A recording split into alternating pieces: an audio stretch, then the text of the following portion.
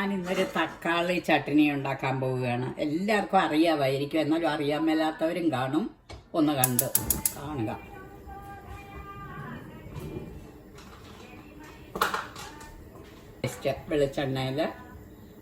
വെളിച്ചെണ്ണ ഒഴിച്ചിട്ട്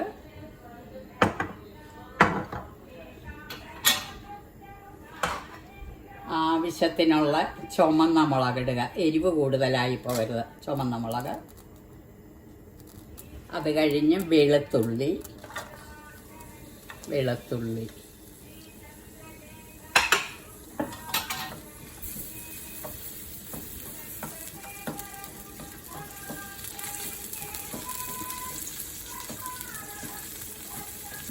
ഒന്ന് വഴന്ന് കഴിഞ്ഞിട്ട് ചെറിയ ഉള്ളി ഇടാം.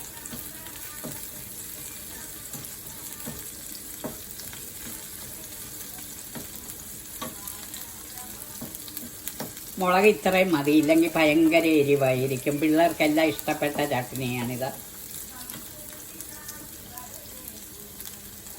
ഇത് ചെറിയ ഉള്ളിയാണ്. ഇവിടുത്തെ വലിയ ഉള്ളി പോലെ ഇരിക്കും, ചെറിയ ഉള്ളിയാണ്.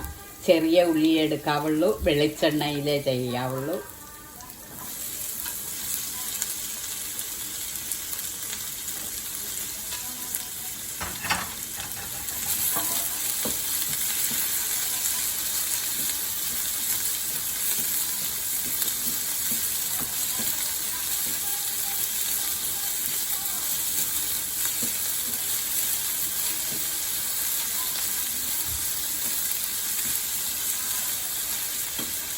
ഇത് ഞാൻ ഈ അടുപ്പയിലേക്ക് മാറ്റി വഴറ്റുകയാണ്. നമുക്ക് തക്കാളി വഴറ്റാം.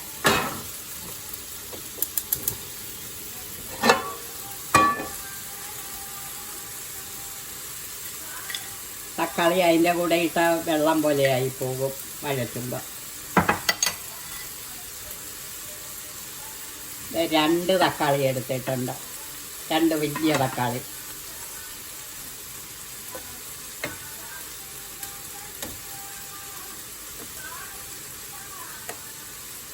എളുപ്പം വഴന്ന് കിട്ടാനാണ് ഇങ്ങനെ ചെയ്യുന്നത്.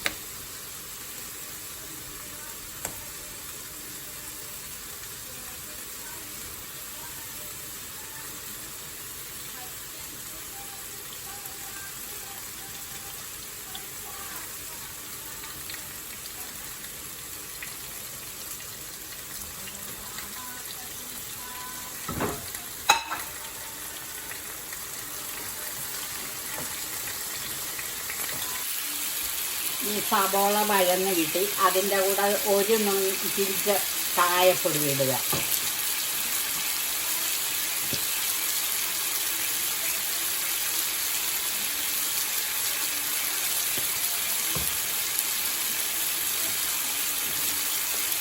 കായപ്പൊടി. ഇനി എല്ലാവരും തേങ്ങ ചേർക്കുകയല്ല, ഞാൻ ഇച്ചിരി തേങ്ങ ഇട്ട് വഴറ്റും. അത് ഭയങ്കര ടേസ്റ്റാണ്.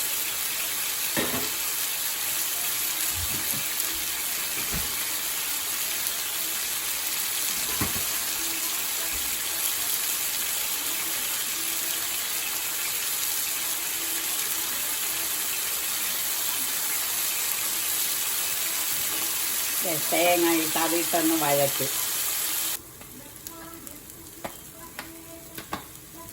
ആവശ്യത്തിനുള്ള ഉപ്പ്.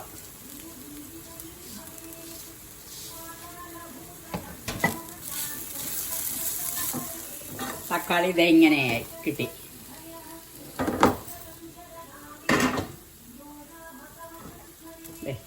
ഇനി ഇത് ആറിയിട്ട് നമുക്ക് അരച്ചെടുക്കാം. പുളിയൊന്നും ചേർക്കണ്ട, തക്കാളിയുടെ പുളിയുണ്ട്, അതുകൊണ്ട് പുളി ചേർക്കണ്ട. പിന്നെ ആദ്യം മുളക് വറുത്തു, അത് കഴിഞ്ഞ് വെളുത്തുള്ളി വഴറ്റി, അത് കഴിഞ്ഞ് ചെറിയ ഉള്ളി, സ്വല്പം കായം, പിന്നെ ഉപ്പ്, തക്കാളി വഴറ്റി. ഇത്രയും മതി. നല്ല തക്കാളി ചട്നി ഉണ്ടാക്കിയെടുക്കാം.